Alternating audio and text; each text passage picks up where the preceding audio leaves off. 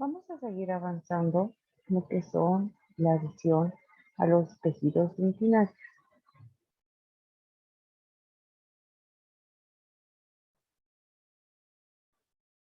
Entonces, lo que podemos decir es que el desarrollo de la adhesión ha sido muy importante dentro de lo que es la odontología dental moderna, nuestra odontología actual. La odontología adhesiva nos ayuda a realizar unas restauraciones adecuadas porque es necesario devolver al diente no solamente la forma, función, la estética. Entonces, todo lo que es la operatoria dental moderna, ahora, hoy en día, se ha vuelto en un arte, en una ciencia. Nosotros, cuando realizamos una restauración a través de nuestros sistemas adhesivos, tenemos que verlo a todo como un solo ente entre la restauración y el tejido. Entonces, veamos nosotros, repasemos un poco lo que es la adhesión. La adhesión es unir o pegar una cosa contra otra cosa con un fin físico. Podemos definirlo así. Son dos objetos que se quedan pegados entre sí. Pero hay un concepto un poquito más claro que dice que adhesión es todo mecanismo utilizado para mantener dos partes en contacto. Entonces podemos decir que la adhesión es un estado o fenómeno mediante el cual dos superficies, ya sea de igual o distinta naturaleza, se van a mantener unidos por fuerzas interfaciales. Y estas fuerzas van a llegar a ser físicas o químicas. Entonces, podemos ver con una definición más hacia odontología que son fenómenos superficiales entre dos cuerpos en íntimo contacto, en donde al menos uno es sólido. En este caso puede ser nuestra estructura dentaria. Y lo que es en odontología restauradora moderna es unir un sustrato sólido, que sea la estructura dental, y el biomaterial aplicado, los sistemas adhesivos. Entonces, la adhesión se va a dar, se va a realizar, se va a manifestar en la interfaz diente-material. Habíamos dicho que esta adhesión puede ser de dos tipos: mecánica, física, donde va a haber una traba mecánica entre dos partes a unir, que puede ser macroscópica, donde el diseño cavitario debe ser receptivo, y microscópica, donde la adhesión producida por dos mecanismos o efectos involucrados en una superficie dental. Y la adhesión específica, que podríamos llamarle química, donde va a haber, donde se logra por reacción química entre dos superficies en contacto. Puede ser de enlaces primarios, enlaces secundarios, etc. Los principios de la adhesión. ¿Cuáles son estos principios tan importantes? Cualquiera que sea el mecanismo de adhesión, es indispensable que ambas partes entren en íntimo contacto. Es imposible lograr íntimo contacto entre dos partes sólidas. Solo un líquido se aproxima a un sólido lo suficiente para lograr una adhesión mecánica microscópica y específica. Entonces, ¿cuáles son las bases de una adhesión? Acondicionar, impregnar y adherir.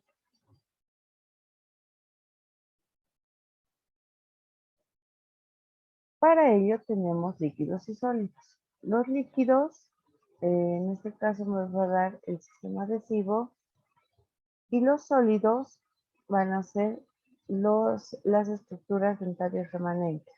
En este caso, esmalte y dentina, lo cual vamos a llegar a formar una zona híbrida que vamos a verlo más adelante. Entonces, Los sistemas adhesivos. Vamos a repasar un poquito. Las bases importantes del sistema adhesivo hemos dicho que es acondicionar, que para ello vamos a usar un ácido, que el porcentaje ideal adecuado es entre 32 y 40%. Impregnar, donde vamos a colocar un primer, que generalmente es un monómero hidrófilo, que debe ser hidrófilo porque está en contacto con nuestra estructura dentaria, especialmente la dentina, y adherir. Ahí vamos a colocar el adhesivo que va a ser un monómero hidrófugo o hidrófilo.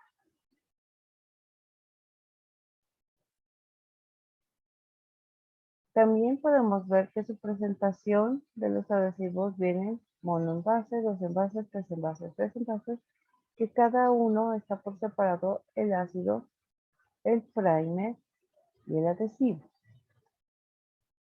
El de dos envases es que puede venir el ácido en un frasco y el primer, el adhesivo en otro, y el ácido y el primer en un envase y el adhesivo en otro frasco. Y de un envase que los tres componentes, ácido, primer y adhesivo, se encuentran en un solo envase. Acá están los de sexta y séptima generación. Entonces, es importante saber la relación de los materiales para la restauración, porque tenemos que saber sus atributos de cada uno de ellos. Saber la relación que hay los materiales y la estructura dentaria, eso es algo muy importante también, y ahora lo vamos a ver. Ambos sustratos, materiales y diente, tienen que tener una relación íntima, lo cual me va a evitar una filtración marginal, como vemos acá. La relación entre material y diente me tiene que completar a un sellado marginal. Estas dos condiciones me va a ayudar a que la adhesión sea excelente entre el compuesto y el tejido remanente, que podría ser esmalte, dentina y cemento. Entonces, cuando logramos una buena adhesión, se logra una integración estructural del material a los tejidos dentarios, lo que va a permitir al conjunto dar una función específica y ser tratado como una sola unidad. No hay brechas marginales, no hay filtración marginal, entonces esto es tratado como una sola unidad. Existen mecanismos para adherir los composites a las estructuras dentarias, que se da por la capacidad que tienen los líquidos de penetrar en las irregularidades. Entonces, las técnicas restaurativas con composites incluyen sus propios pasos para preparar a la superficie de la estructura dentaria para que una molécula, que puede ser un líquido orgánico, el adhesivo, penetre en algunas zonas, y esto va a producir adhesión mecánica microscópica, y al colocar sobre el adhesivo una resina compuesta, las moléculas se unen a la capa adherida, cumpliendo nuestro objetivo deseado de una adhesión. Entonces, puede haber cambios. La única manera de comprobar que todo esto se ha producido al ojo clínico no podemos ver, tal vez microscópico, pero lo más importante es que debemos saber qué es lo que estamos realizando. Por lo tanto, tenemos que seguir estudiando y revisando nuestros protocolos y tiempos operatorios. Ahora vamos a hablar sobre una estructura dentaria importante, que es el esmalte. El esmalte, como sabemos, es microcristalino, microporoso, acelular, avascular, aneural y tiene cierta translucidez. Está formado 96% por material inorgánico, 3% está formado por agua y 1% por contenido inorgánico. Entonces, una vez que sabemos esta composición, lo cual es importante, vamos a ver que la parte inorgánica del tejido adamantino está representado por los cristales de hidroxiapatita. Estos cristales de hidroxiapatita tienen naturaleza iónica. Estos tienen una forma de herradura. Esto lo vemos en una forma longitudinal, transversal y vemos cómo viene la forma de herradura. Como habíamos dicho, estos cristales de hidroxiapatita tienen una naturaleza iónica. Entonces, está formado por iones de fosfato de calcio con grupos hidroxilo, lo cual me van a formar fosfato de calcio hidratado y me va a dar cierta estabilidad, por lo que me va a dar cierta insolubilidad en el agua. Aquí vemos una microfotografía de los cristales representados aquí de manera longitudinal y acá ya lo vemos un componente a un esmalte tratado. Entonces, como habíamos dicho, las propiedades del esmalte son la solubilidad. ¿Por qué? La capa superficial, la prismática del esmalte es la menos soluble. Es varias veces menos soluble que la capa superficial. Las uniones iónicas denotan un sólido con una energía superficial elevada para favorable desde el punto de vista adhesivo. Asimismo, posee poca cantidad de agua en su composición en comparación con la dentina. Otra de las propiedades del esmalte es la humectabilidad. El esmalte dental de un paciente se puede encontrar recubierto por una película orgánica que llamamos biofilm y está contaminado con iones incorporados del medio bucal. Esto va a intervenir a la larga en la manifestación de la energía superficial del esmalte. Entonces, lo que nosotros tenemos que ver es de acondicionar ese esmalte, tratarlo. En este caso, se va a ver dos situaciones respecto a la eliminación de esa película orgánica. Una, en caso de que quiera hacer un sellado de fosas y fisuras o colocar un bracket de ortodoncia, se va a necesitar hacer una limpieza con elementos abrasivos para eliminar esos cloruros y carbonatos, ya sea con gomas, brochas a baja velocidad con óxido de aluminio.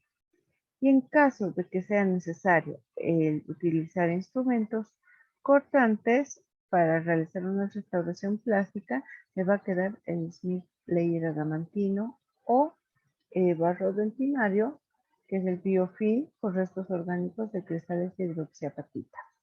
El esmalte, al ser fosfato de calcio hidratado, constituye un sólido con alta energía superficial. ¿Cómo se realiza la adhesión al esmalte?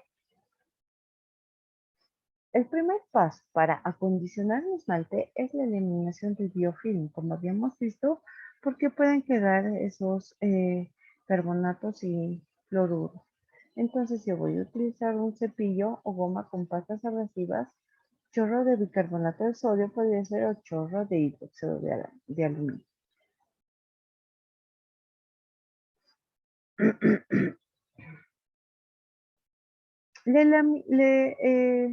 El paso número 2 va a ser aplicación del ácido. La eliminación de contaminantes se puede realizar con un solo ácido porque los hidrogeniones del ácido van a disolver la hidroxiapatita y dejan el esmalte limpio con una alta energía superficial como para traer un líquido orgánico. En este caso podría ser lo que habíamos visto, el sellador de fosas y fisuras o un adhesivo de resinas compuestas. La solución acuosa del ácido fosfórico, que funciona generalmente entre 32 y 40%, es muy efectivo sobre el esmalte. ¿Por qué? Porque me va a crear estas irregularidades que me van a ser favorables para la adhesión micromecánica. Entonces, este tratamiento superficial con ácido fosfórico me va a remover selectivamente esos cristales de hidroxiapatita.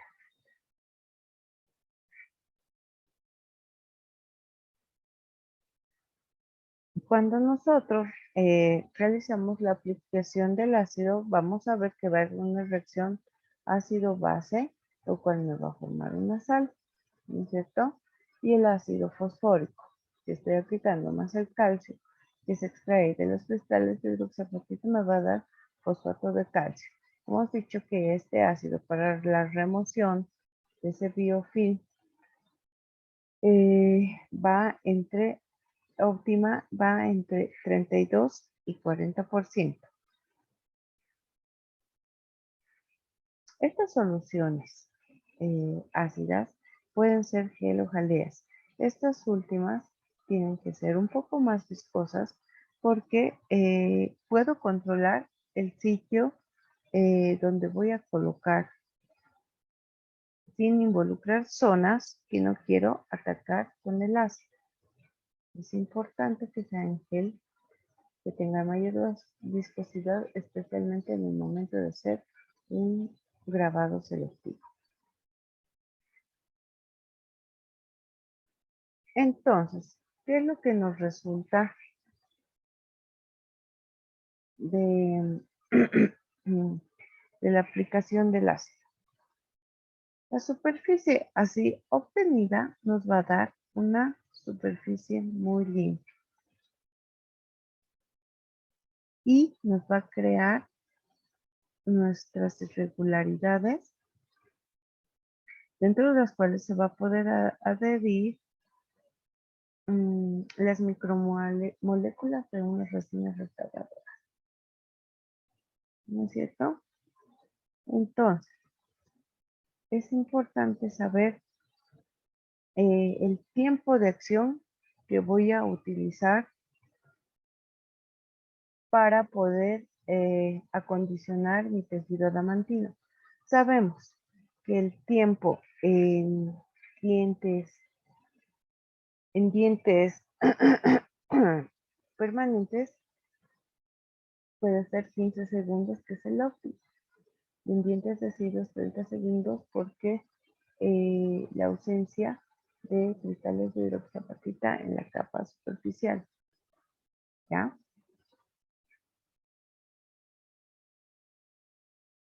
Como habíamos dicho, después de realizar el acondicionamiento con el ácido, vamos a ver nuestros prismas de esmaltes. Este prisma de esmalte tiene forma de herradura donde tiene una cabeza, un cuello y una cola. Acá es a este nivel, abriendo los cristales de hidroxiapatita, que se va a crear las irregularidades. Estos prismas de esmalte existen decenas de miles por milímetro cuadrados. Entonces, una vez aplicada el acondicionador ácido, vamos a tener una superficie del esmalte limpia, lo cual me va a dar una alta energía superficial, lo que es prácticamente conveniente para una buena adhesión. Entonces, al aplicar el ácido grabador, por eso es importante respetar los tiempos operatorios y leer las instrucciones del fabricante. Vamos a tener un acondicionamiento ácido entre 15 a 20 segundos. Me va a resultar el tipo 1, donde se va a exhibir disuelto solo el centro de los prismas. El tipo 2, que se va a ver afectar la superficie. Como vemos acá, hay entre 10 y 25 micrómetros de profundidad y 1.5 a 3.5 micrómetros de diámetro. Pero cuando nos excedemos de los 15 segundos a más de 30 segundos, vamos a ver que es más frecuente que se presenten estrellas completamente irregulares y sumamente tenues, ¿no? Entonces esto va a conferir un menor potencial de adhesividad. Entonces aquí la adhesión va a ser deficiente. En cambio, entre el tipo 1 y el tipo 2 vamos a ver que la adhesión va a ser óptima. Nosotros, después de aplicar nuestro ácido grabador, en este caso estamos viendo la aplicación total, vamos a ver que nuestra superficie está lista, prácticamente acondicionada para recibir nuestro monómero hidrofílico.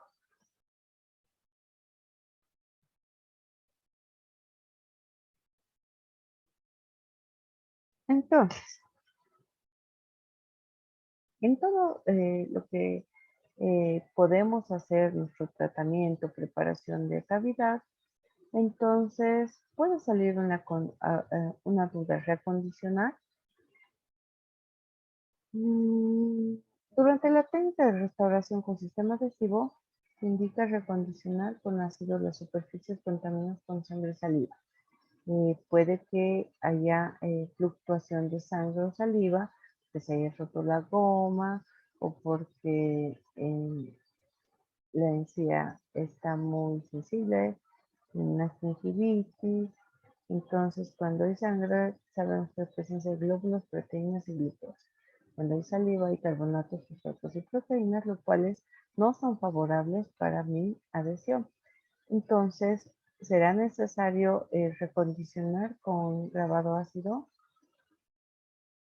Lo óptimo sería limpiar con peróxido de hidrógeno. Pues, como habíamos visto, si nos pasamos los 30 segundos, mi adhesión va a ser deficiente. Entonces, lo más que podemos hacer es simplemente, una vez que hemos acondicionado con grabado ácido y ha habido cualquiera de estas circunstancias, contaminación con sangre y saliva, lo único que queda es hacer una limpieza con peróxido de hidrógeno y continuar con nuestro tratamiento adhesivo. El paso 3, después de haber acondicionado y viendo las ventajas y cómo va a quedar nuestra superficie de esmalte, es que debemos hacer la aspiración del ácido. Primero vamos a observar con una cánula de alta succión que nosotros tenemos en nuestro sillón dental, para luego pasar a lo que es el lavado del ácido. El lavado se debe hacer profusamente para eliminar las sales de fosfato de calcio y restos de ácido. Este más o menos debe ser de 30 segundos con agua fisurada y agua en spray. Nosotros no vamos a pecar de lavar mucho, pero sí tal vez de lavar menos. Entonces, este lavado tiene que ser muy exhaustivo. Como habíamos dicho, aquí vemos que el acondicionamiento ácido tendría que ser unos 15 segundos en dientes permanentes y 30 segundos en dientes residuos por su capa que tienen aprismática y con faltas de hidróxido de calcio en un diente residuo. Tenemos que lavar aquí profusamente para eliminar todos los restos del ácido grabador que utilizamos para acondicionar nuestra capa de mantilla. En caso de que realicemos un tratado de sellador de pozas y fisuras, nosotros acondicionamos. Lo que tenemos que hacer después es el lavado y un secado extremo, porque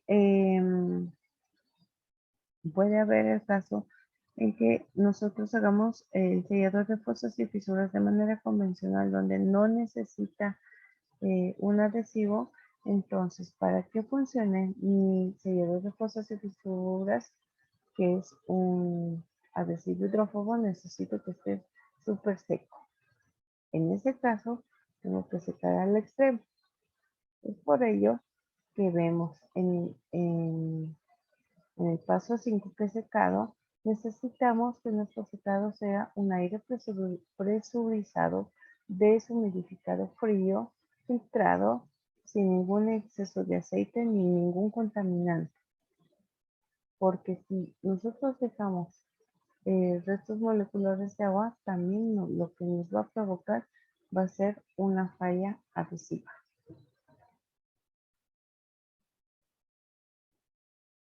Entonces podemos ver cómo realizamos nuestro secado con nuestra perimetría. El uso de líquidos azeotrópicos del agua como el alcohol no está contraindicado, pero no parece indispensable. Entonces, la reacción azeotrópica que se da entre un solvente orgánico y el agua nos da como resultado la volatilización de ambos componentes. Después de realizar este secado, vamos a ver nosotros desde el punto de vista clínico que hay un cambio en la superficie adamantina, como podemos ver, hay un cambio de brillo, lo vemos color blanco mate, ¿no?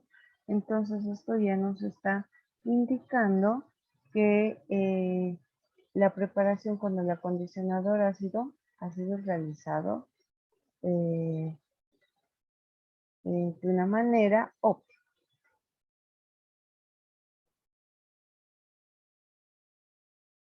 Después de haber realizado nuestro secado viene lo que es la imprimación, que es la aplicación del adhesivo sobre la superficie acondicionada. Tiene que haber una compatibilidad físico-química. Como ya nosotros habíamos preparado, acondicionado nuestra superficie adamantina, recordamos que va a tener alta energía superficial.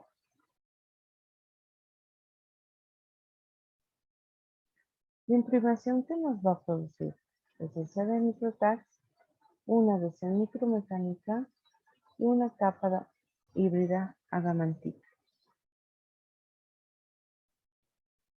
Entonces, para explicarles mejor, nosotros, bueno, hace un tiempo se ha ido eh, buscando disminuir la concentración de ácido fosfórico tal vez al 10% o tratar de buscar otro tipo de ácidos como el maleico, nítrico, cítrico, para usar en las técnicas adhesivas, para hacer una preparación simultánea entre el esmalte y dentina. Pero como son distintos tejidos de distinta naturaleza, lo que podría ser bueno para un tejido no es bueno para el otro. Entonces, lo que se ha ido viendo que el uso de ácido grabador en un porcentaje de 32 a 40% en el esmalte y dentina, a lo que llamaremos grabado total, se debe de usar en geles y ser utilizado máximo por 15 segundos, incluso hasta 5 o 10 segundos. Pero también existe la otra técnica que es del autograbado, que ya en su composición tiene el ácido, las sustancias ácidas que van a generar el grabado del esmalte y este no se lava. Entonces va bien en un esmalte cortado. Lo único que hay que tomar en cuenta es que sería importante ver la optimización eh, sobre un esmalte que no está cortado.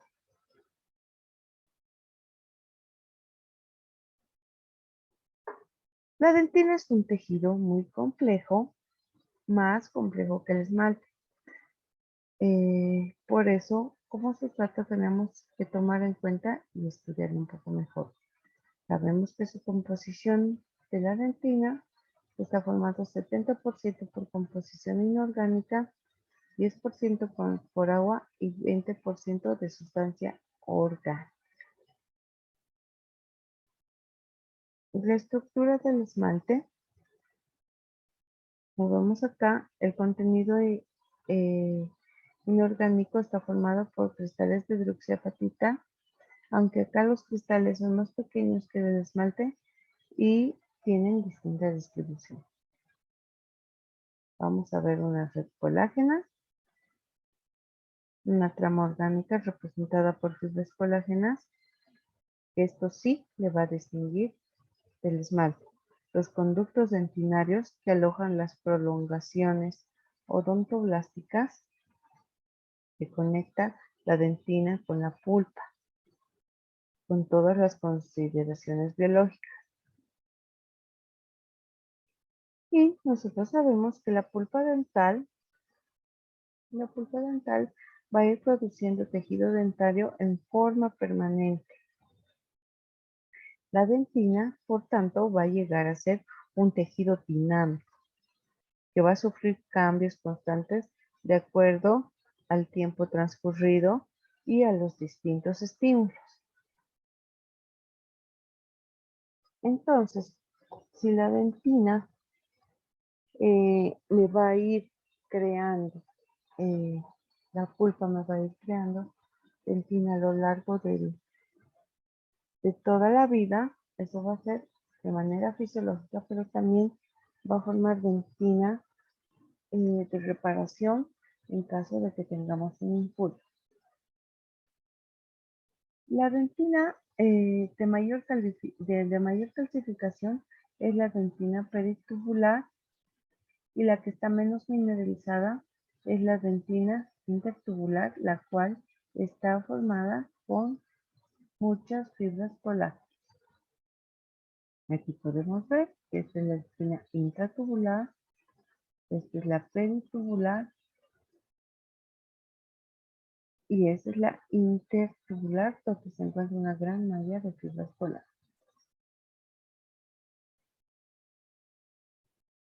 Esta es la dentina intertubular. Como vemos ahí desorganizada con las fibras colágenas.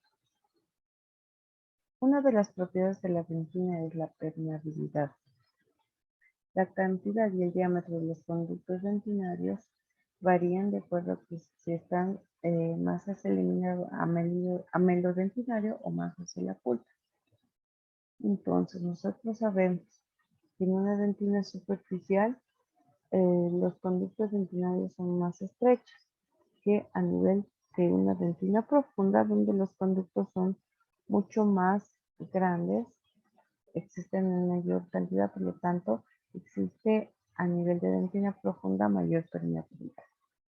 Ahora clínicamente vamos a ver el color de una dentina. Cuando vemos un color blanco amarillento, un amarillento oscuro o un amarronado, nos dice el grado de mineralización que va a tener. Por lo tanto, la permeabilidad dentaria va a ser mayor o menor. ¿Ya? Entonces, en este caso, si vemos un vaso oscuro, va a haber menos permeabilización porque está formando una dentina esclerótica. Entonces, cuando vemos una dentina blanco-amarillenta, va a ser más permeable. Y si vemos una dentina más oscura, va a ser menos permeable. Esto es importante porque cuando vemos este tipo de dentina, vamos a ver que va a haber aquí menos injuria hacia lo que es la pulpita. Pero desde el punto de vista adhesivo, vamos a ver cuando haya mayor calcificación, eso va a ser más desfavorable que en caso de que veamos una dentina amarilla, que va a ser mucho más beneficioso para lo que es la adhesión. Entonces, lo que tenemos que hacer nosotros es evaluar clínicamente. Es un buen diagnóstico, ver qué calidad de dentina tengo para ver si ese sustrato va a ser bueno y tratarlo para que haya una buena adhesión. El fluido o linfa dentinario. La exposición de los túbulos dentinarios ocasiona que la dentina exude en forma permanente, mojando las preparaciones cavitarias y creando unas barreras importantes para la adhesión. Es decir, nosotros tenemos que tener cuidado al tratar nuestra dentina Caso contrario, eh, tiene, tiene ciertos fluidos el túbulo dentinario, lo cual es incompatible cuando quiero realizar una técnica adhesiva óptica. La dentina expuesta también se observa exudados de fluidos dentinarios, por lo que para evitar que haya una falla cohesiva, yo tengo que sellar, hacer una protección dentina pulpar. Porque este fluido que no es contenido es capaz de generar incluso una inflamación pulpar. Una de las propiedades importantes de la dentina es la humectabilidad.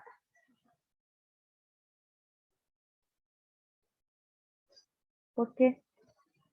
Para esto es importante porque tengo que saber que la mayoría de los materiales adhesivos son hidrófobos. Entonces, ¿qué fundamentos nos llevan a ver cómo debo acondicionar la dentina? Primero, que en mi dentina voy a tener permeabilidad dentinaria. ¿Y qué es eso? Es el movimiento del fluido dentinario a través de los tubos. Además de eso, va a haber difusión dentinaria, que es el flujo de sustancias exógenas, en este caso los monómeros, hacia el interior de la dentina, lo cual va a producir una impregnación. Al trabajar con instrumentos rotatorios voy a generar lo que es conocido como el barro dentinario. Esta es una capa que me va a enmascarar la dentina. Puede tener un espesor de 0,2 a 0,5 micrómetros, ¿ya? Entonces, el barro dentinario va a ser una capa de dentina aplastada constituida por colágenos desorganizados, hidroxiapatita, microorganismos, minerales, etc. Que también se lo conoce el barro dentinario como smear layer. El smear layer verdadero va a ser smear layer on y el smear in. El smear on es todo lo que va sobre la superficie y el smear in cuando entra en los espacios intertubulares.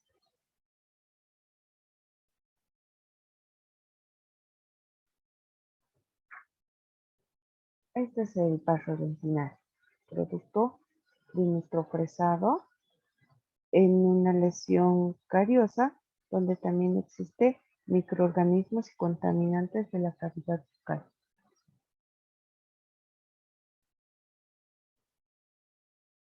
La presencia de barro dentinario puede ser que me vaya a disminuir la permeabilidad y la difusión dentaria, que son los dos fundamentos especiales.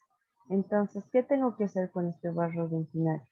Lo tengo que eliminar, lo tengo que tratar. Entonces, puede haber las dos posibilidades. ¿Qué hago cuando voy a eliminar el barro dentinario?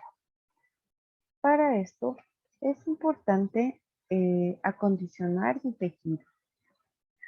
Para acondicionar voy a usar un ácido fosfórico al 37% durante 10 a 15 segundos para producir una superficie porosa irregular que me va a permitir la penetración de monómeros de resina polimerizable y eso me va a dar como resultado una retención mecánica. Entonces, esta es la función del ácido fosfórico. Es así como elimino el barro dentinario. Y después de eliminar el barro dentinario, es como me queda mi superficie dentinaria. Entonces acá va a poder entrar la resina hidrofóbica. Una vez que ha acondicionado mi dentina, el segundo paso es aspirar, aliva y lavar. Tengo que usar una cánula de alta succión para luego eliminar las sales de fosfato de calcio, restos de ácido y barro dentinario con agua presurizada y spray. Como habíamos dicho, no podemos pecar de más, pero sí podemos pecar de menos. Por lo tanto, el lavado tiene que ser exhaustivo. El tercer paso es secar sin resecar. ¿Cuán seco es seco? ¿Cómo debemos saber de que no estamos resecando? Entonces, simplemente tenemos que hacer un secado de 5 segundos al aire presurizado, deshumidificado, frío y filtrado. Esto me va a dar una condición óptima para luego proseguir con el tratado del sistema adhesivo hacia mi dentina. No tenemos que resecar, simplemente tenemos que hacer un secado en estas condiciones. ¿Ok? ¿Para qué? Para que se mantengan estas irregularidades y pueda penetrar el adhesivo. El cuarto paso va a ser imprimación por filtración. ¿Qué es lo que nosotros vamos a ver en este caso? En este caso, lo más importante es que ya pueden penetrar eh, el adhesivo dentro de las irregularidades que hemos creado. En esto, el adhesivo entra en la red colágena expuesta por la eliminación de los cristales de hidroxiapatita en el interior de los túbulos dentinarios, a lo que vemos como los tags resinosos. Entonces aquí ya va a haber una adhesión mecánica.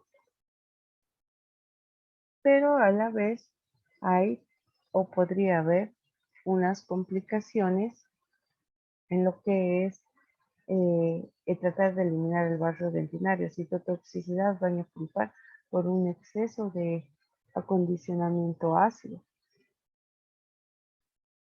Después, por una sobrehidratación, puede haber una falla adhesiva, porque la aplicación de ácido fosfórico sobre la dentina me he pasado de los 15 segundos. Entonces, esto me va a producir una estimulación de salida de fluido dentinario hacia la superficie dentaria.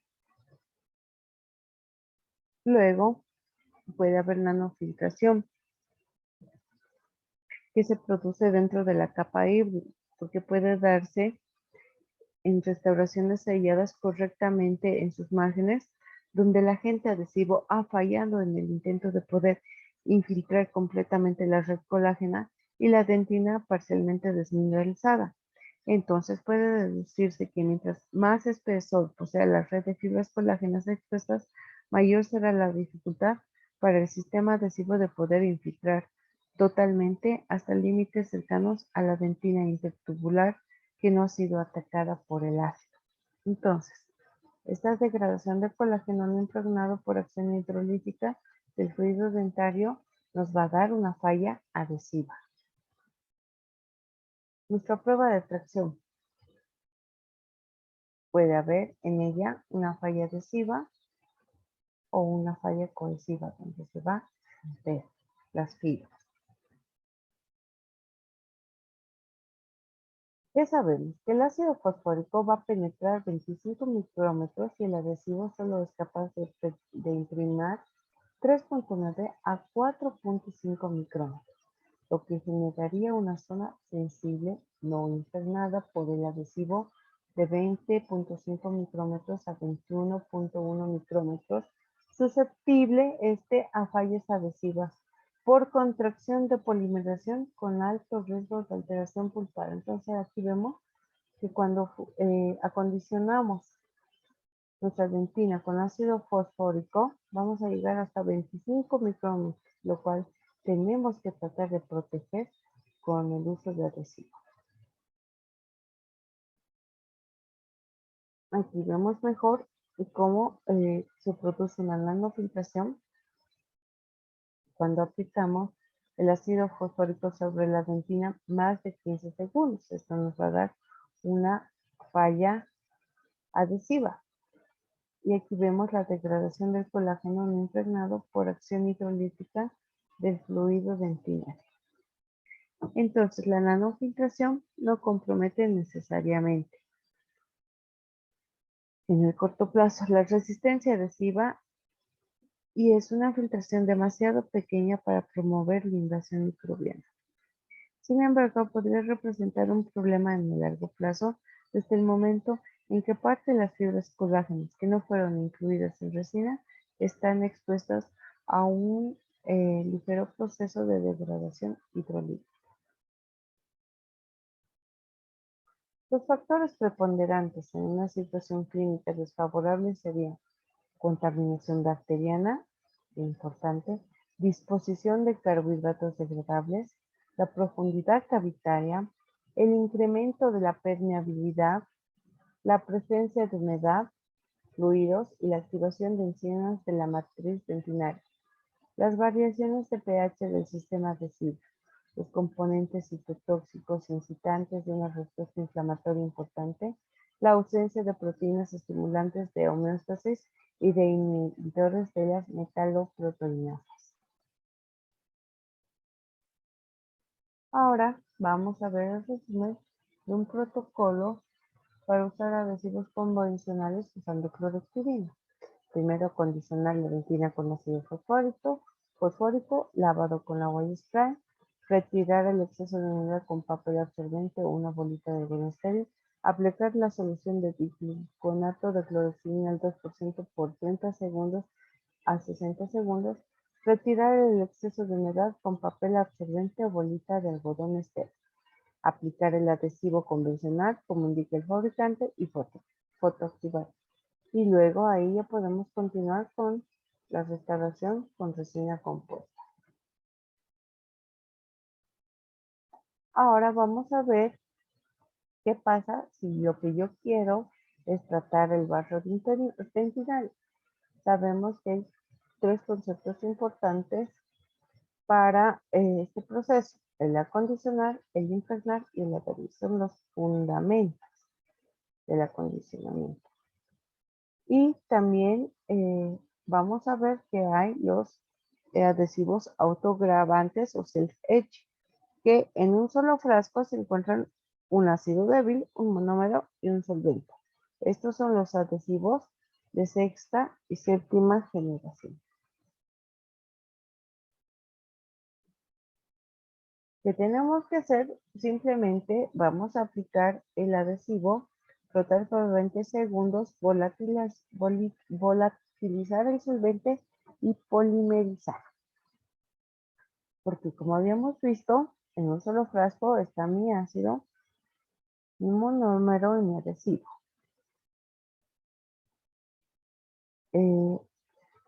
Al no realizar el lavado, porque ya no necesita ni secado, entonces vamos a reducir la falla técnica, ¿no es cierto? Que no voy a ver de aquí si está muy húmedo o si está muy seco, ¿no? La superficie brillante, si está no brillante. Entonces, al evitar todo esto, vamos a reducir la falla técnica. No va a existir nanofiltración. Toda la dentina desmineralizada ya está impregnada por el adhesivo. También es una razón por que no va a existir falla adhesiva. No existe citotoxicidad, no van a existir tags resinosas. Entonces, por lo tanto, no van a penetrar estos tags, por lo tanto, no va a haber daño pulpar. Entonces, habiendo ya descrito los rasgos sobresalientes del sustrato dentinario y cómo tratarlo, ahora vamos a ver un poco sobre lo que son las resinas compuestas.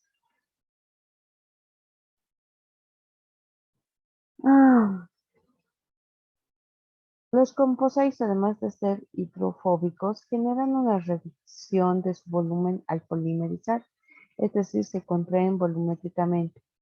Lo que es más importante aún, generan tensiones en la interfaz diente-restauración como consecuencia de la contracción de polimerización.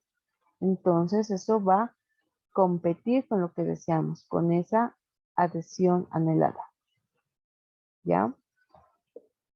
Entonces, lo que nosotros queremos es lograr una adhesión entre composite y dentina.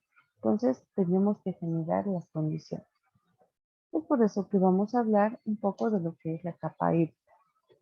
Nakabayashi propuso que para generar adhesión de composites a dentina debía crearse una capa híbrida en la interfaz comprendida entre ambos componentes. Entonces vamos a ver un poco de lo que es esta capa híbrida.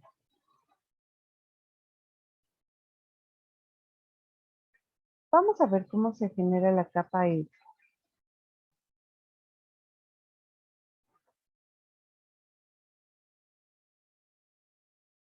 Podemos producir nuestra capa híbrida al eliminar el barro dentinario o tratarlo como lo habíamos visto anteriormente. ¿Cómo eliminamos el barro dentinario? Aplicando un ácido de alta concentración en un porcentaje de 37 entre 10 y 15 segundos. O tratar el barro dentinario aplicando simplemente el adhesivo donde están en un frasco los componentes con ácidos débiles y el adhesivo primer. Esto debo frotar por 20 segundos, volatilizar el solvente y polimerizar. Esas son las maneras de formar capa híbrida.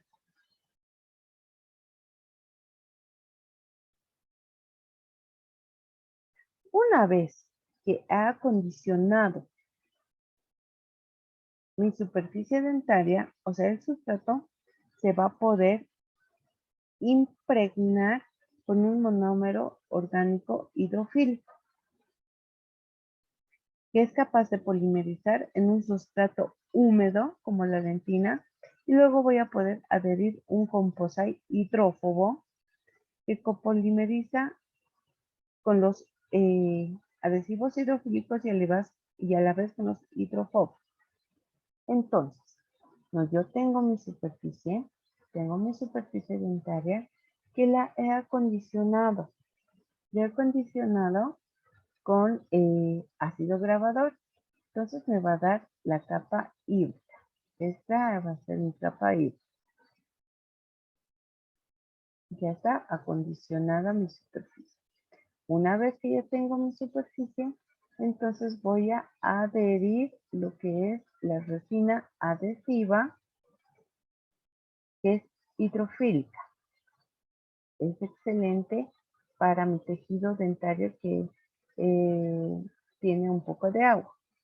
Encima de esto voy a colocar ya lo que es mi composite, que es capaz de unirse con esta resina hidrofílica y a la vez con otros componentes hidrofóbicos. Voy a continuar con mi restauración. El adhesivo hidrofílico está compuesto por bisfenol, por EMA, que es uno de sus moléculas más importantes. En cambio, los adhesivos hidrófobos está conformado principalmente por bisgema, ULMA, TEGMA, CEMA-TB, BDI.